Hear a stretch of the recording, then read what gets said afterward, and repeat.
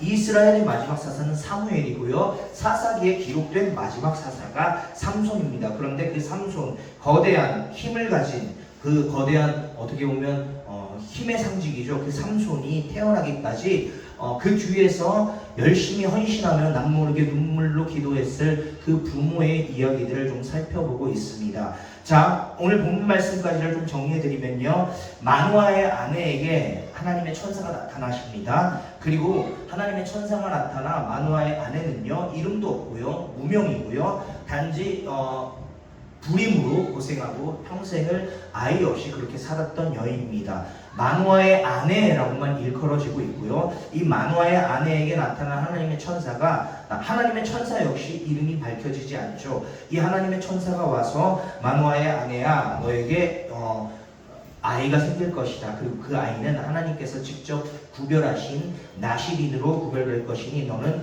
이렇게 하고 이렇게 해라 라고 합니다. 그리고 그 얘기를 전해 듣고 마노아의 아내가 신나서 마노아의 남편인 마노아에게 쫓아가죠. 달려가서 이야기합니다. 천사가 나타나서 나 이제 불임에서 해방되고 애를 낳을 건데 애기가 나시린으로 구별돼서 우리 좀 잘해야 돼 라고 자랑하듯이 너무 신나서 이야기하는데요. 그 이야기를 듣는 마노아의 행동이 조금 의아합니다.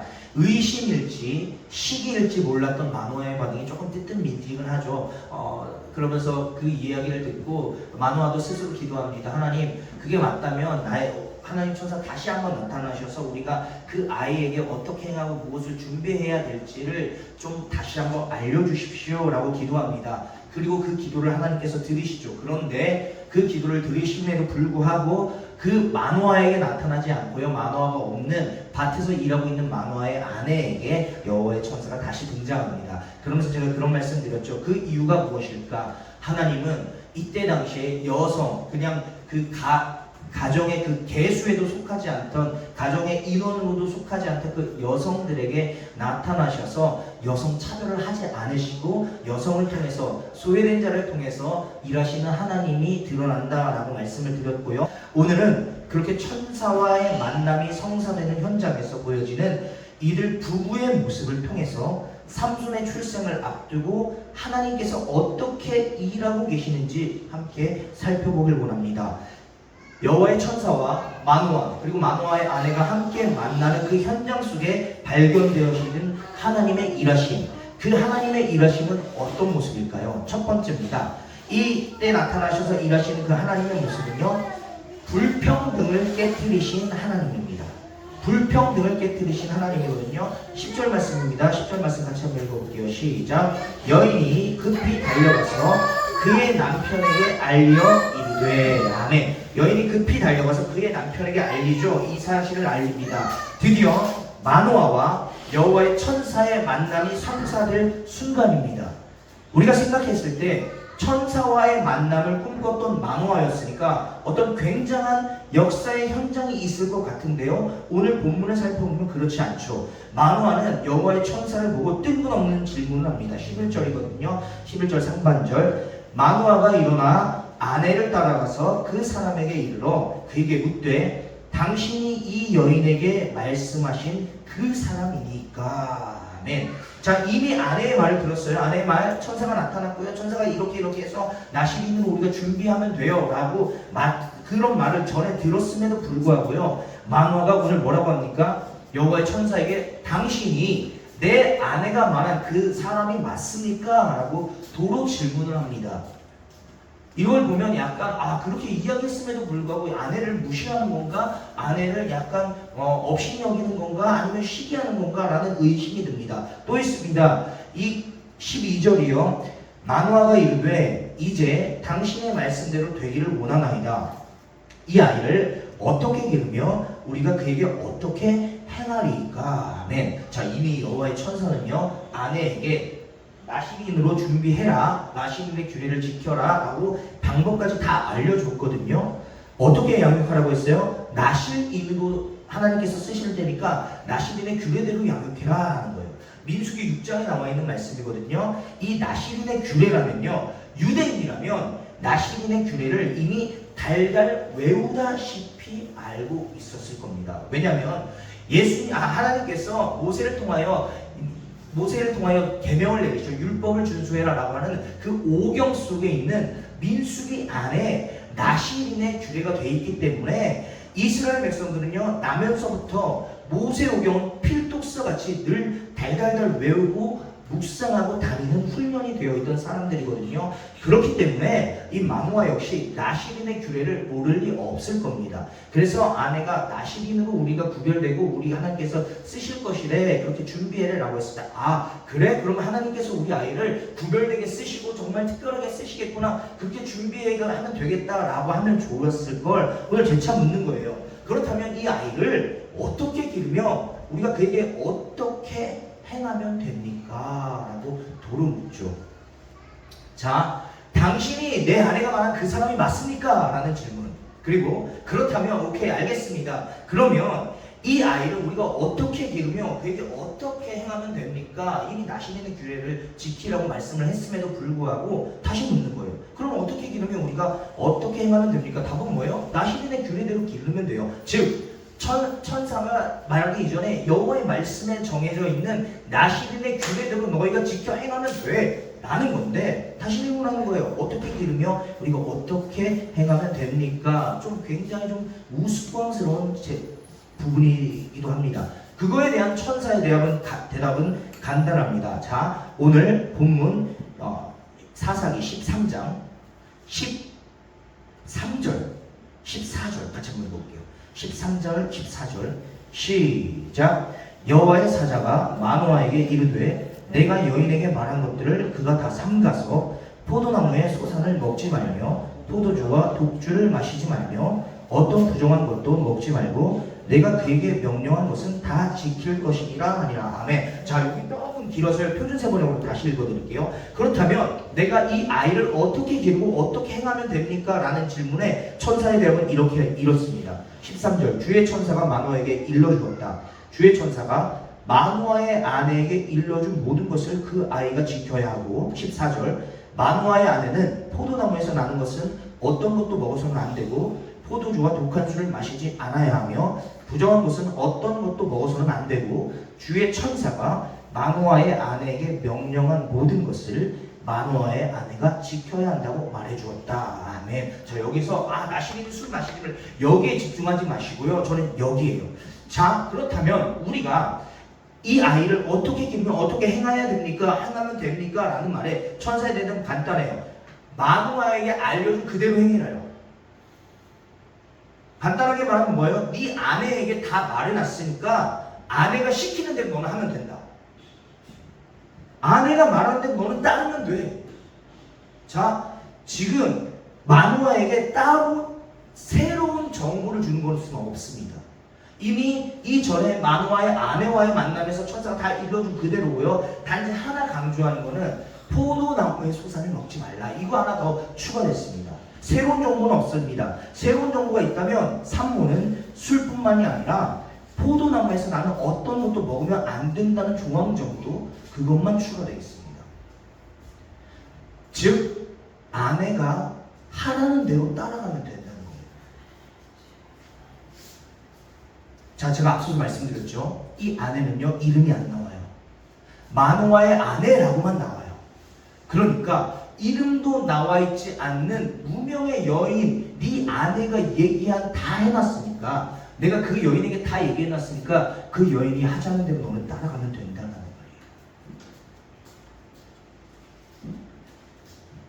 이거 다른 말로 바꾸면 이런 뜻 아닙니까? 천사가 다시 나타난 것은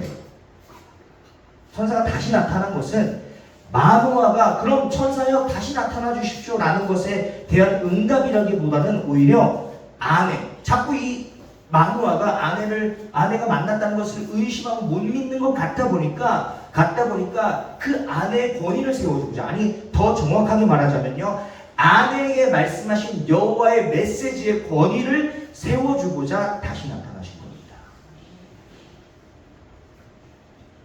이처럼 삼손의 이야기에서는요, 여성들이 굉장히 중요한 역할을 감당합니다. 삼손의 삶의 전 영역에서도요, 그의 삶을 좌지우지하는 건 여인이었고요, 그의 최후의 순간에도, 그가 마지막에 힘을 잃는 순간에도 여인의 역할이 굉장히 중요합니다. 특히 오늘 본문은요, 그의 출생 배경이 나와 있는 기사인데 여기서도요, 남편보다는 여성인 어머니의 역할이 더 중요한 듯이 보여진다라는 것입니다. 그렇기 때문에 여자 말을 잘 들으라 이런 1차원적으로 해석하시지 마시고요. 제가 말씀드리고 싶은 건 이거예요. 당시에 가장 연약한 존재였던 여인들, 가정의 구성원으로 계수조차도 안 되던 그 여인들, 오늘 본문에서는 특별히 이름조차도 나오지 않는 무명의 여인, 어쩌면요 평생 불임이라는 것 때문에 남편에게조차도 신뢰받을 수 없었던 환경에 놓여져 있었을 것이고, 세월의 무게와 불임의 아픔으로 삶을 겨우 견뎌내고 있었을 그 여인에게 오늘 하나님이 만나주신다는 거예요. 그 여인에게서 유대인 역사상, 이스라엘 역사상 가장 강력한 사내 아이가 태어나는 것입니다. 여성은 계수조차도 되지 않았던 유대 문화의 불평등한 현실 속에서 하나님은 그 불평등한 문화를 깨뜨리시고 약자로 취급받던 여성을 사용하셔서 이스라엘 역사상 가장 강한 사내 아이, 가장 강력한 사사를 준비시키고 계시더라라는 거예요. 불평등함을 깨뜨리려 오신 하나님, 불평등한 현실을 깨뜨리고 일하시는 하나님. 어느 큰 성당을 짓는 공사장에서 방문객이 일꾼들에게 무슨 일을 하냐고 묻습니다.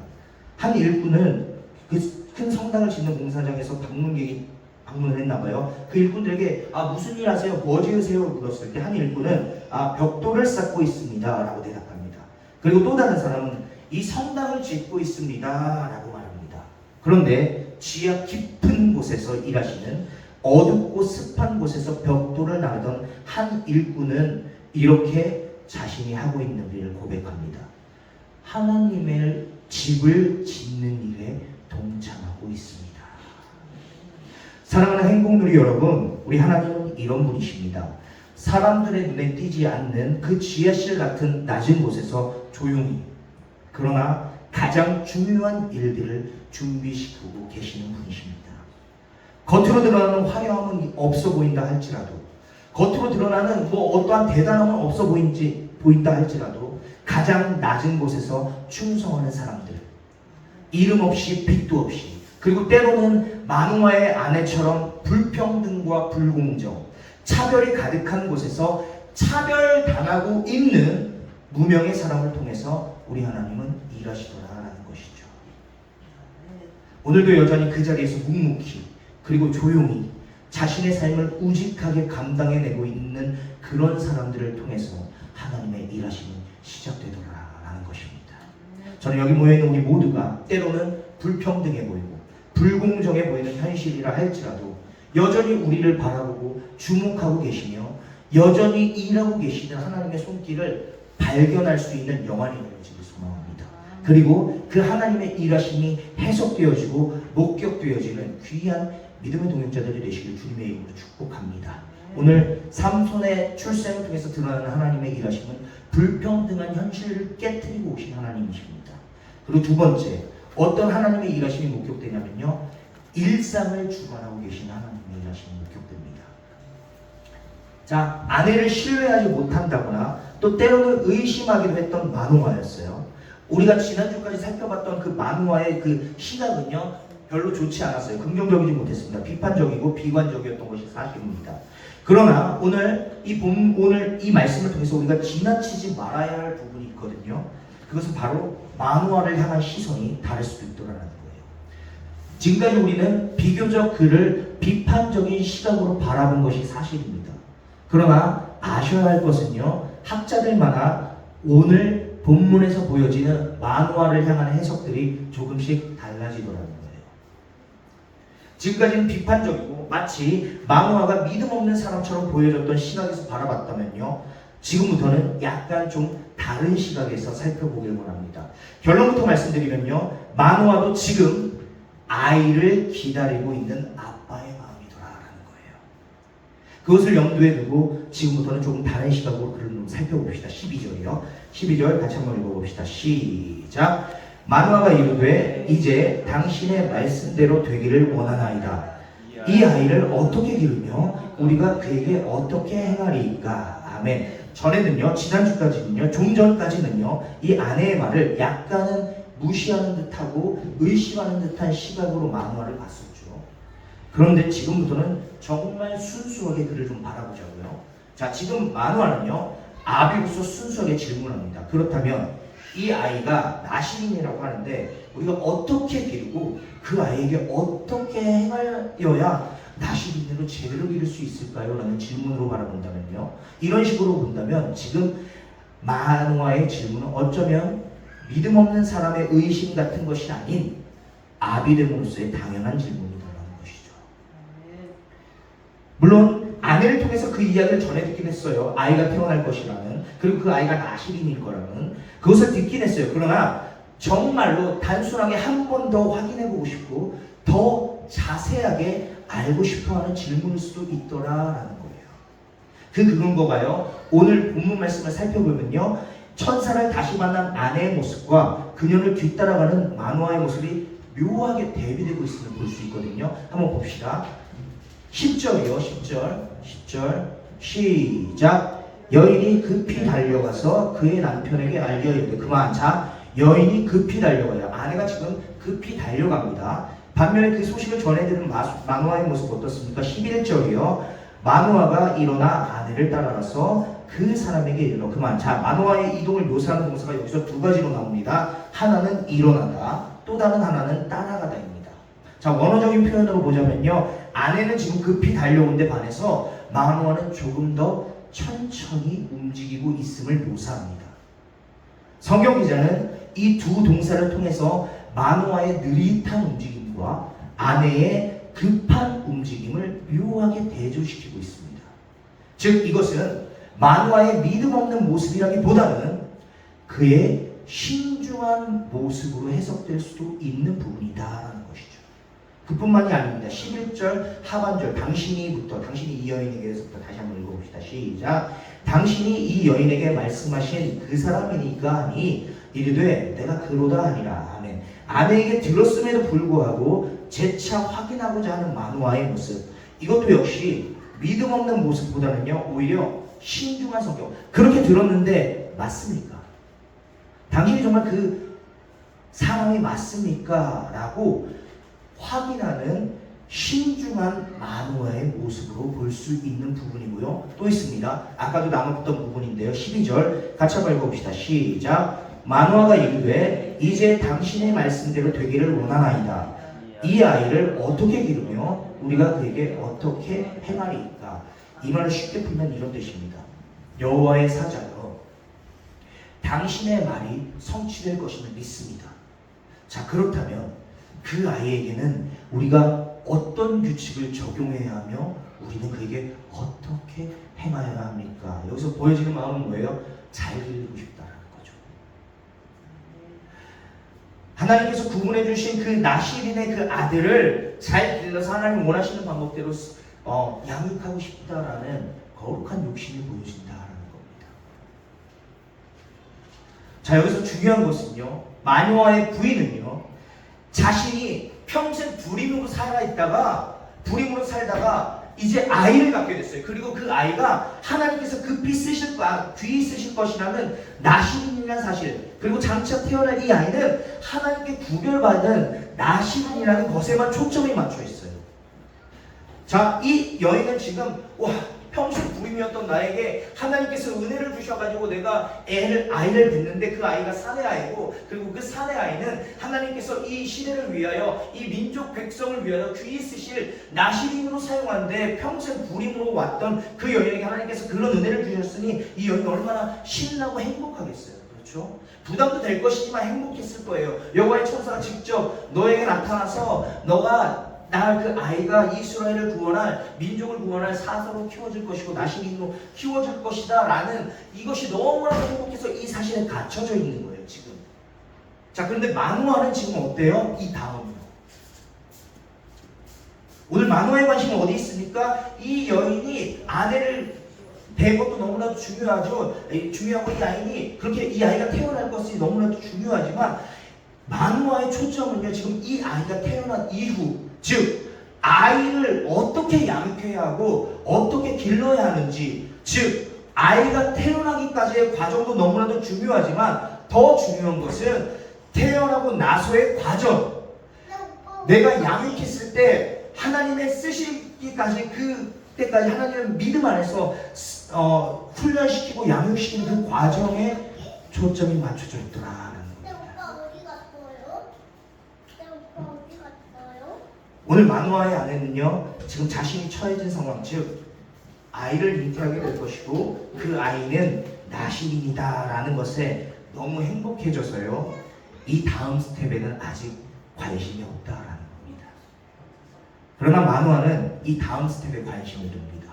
그렇다면 이 아이는 저희가 어떻게 키워야 할까요? 이 만화의 관심은 아이가 태어난 이후, 즉 이 아이에게 부모로서 우리가 어떻게 가르쳐야 하며 또 우리가 어떻게 그 아이에게 행하여야 하는지에 대해서 관심을 가지고 있더라는 거예요. 오해하지 마십시오. 저는 여기서요, 그렇기 때문에 만화가 옳고 그렇기 때문에 아내가 잘못되었다, 혹은 그렇기 때문에 아내가 믿음이 있고 그렇기 때문에 만화는 믿음이 부족했다라는 이분법으로 나누고 싶은 것이 아닙니다. 그럼 우리가 어떻게 해야 될까요? 그럼 누구처럼 행동해야 될까요? 라는 것을, 누구의 반열을 따라야 될까요? 누구의 편에 서야 될까요? 아내 편입니까? 만화 편입니까? 그것을 원하고 싶은 것이 아니에요. 제가 여기서 나누고 싶은 것은 그런 이분법적인 것이 아니고요, 이것입니다. 그래서 부부는 한 팀이라는 거예요. 서로 다른 존재이지만요, 정말로 멋진 부부가 되기 위해서는요, 서로 부족한 부분을 메꿔줘야 된다는 겁니다. 너가 거기까지의 초점이 맞춰져 있다면 나는 그 이후에 초점을 맞출게. 그리고 그 스텝 바이 스텝을 통해서 하나님께서 이루실 일, 그 가정이 하나님 안에서 그리고 현실 속에서 어떻게 하면 하나님 주신 그 가정을 멋진 팀플레이로 이끌 수 있는지 고민하는 부부, 그 부부가 한 팀이다라는 겁니다. 그래야 행복한 가정이 된다라는 것이고요. 또 하나, 부부라면, 부모라면 당연히 자녀의 장래에 관심을 가지고 그들의 기쁨과 행복을 위해서 헌신하고 희생할 준비가 되어 있어야 한다라는 겁니다. 어린 자녀를 SNS에 출연시키며 키즈 크리에이터로 활동하게 한 부모가 있었습니다. 겉보기엔 화목한 가족 콘텐츠였지만 실제로는 부모가 자녀의 방송 수익을 독점하고 과도한 촬영을 강요했습니다. 아동은 항상 학업이나 놀이 시간 없이 촬영에 시달렸고 나중에 정신적 트라우마를 호소하게 됩니다. 아이는 귀엽고 천진한 모습으로 수많은 사람의 사랑을 받았지만 카메라가 꺼진 뒤에는 계속되는 촬영, 협찬, 광고 때문에 쉴 틈이 없었습니다. 부모는 아이의 수입으로 고급차를 사고 집을 사고 여행을 다닙니다. 정작 이 아이는 어린 시절을 제대로 살아보지도 못하고 자라며 공허함과 분노에 시달리게 됩니다. 여러분, 이것이 과연 제대로 된 부모의 역할을 하는 것이라 할 수 있겠습니까? 이 가정이 과연 정말로 행복한 가정이라 할 수 있겠습니까? 네, 돈은 많이 벌었을지 모르죠. 그러나 아이의 영혼은 죽어가는 겁니다. 부모는 행복할지 모르겠습니다. 그러나 이 아이는 공허해지고 허탈해져요. 세상을 차갑게 보게 될 것입니다. 우리 아이들을 보며 그것을 특히 많이 느낍니다. 어제 저희는 고민 끝에 독립기념관으로 나들이를 나갔다 왔습니다.